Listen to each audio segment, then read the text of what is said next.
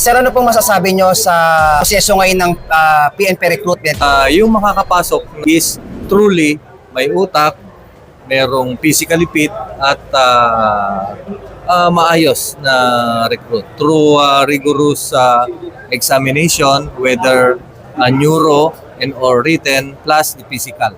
Sir, ano masabi nyo po sa mga bashers natin na nagsasabi na nagkakaroon tayo ng palakasan o bata-bata system o nagbabayad para makapasok siya sa PNP?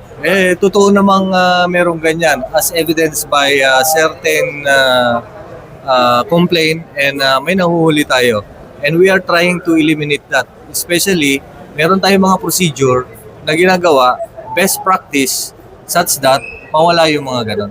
Inihikayat natin ang ating mga kababayan na mag-apply, lalong-lalo na ang ating mga magagaling na mga kabataan gustong maging member ng Philippine National Police. Alam nyo, dito sa Philippine National Police, napakagandang serbisyo ang maidudulot natin, lalong-lalo na we are offering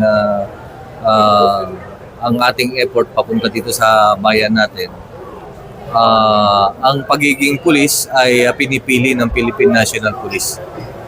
Okay, ang makakapasok lang is ulitin ko ulit, is yung the cream of the crop.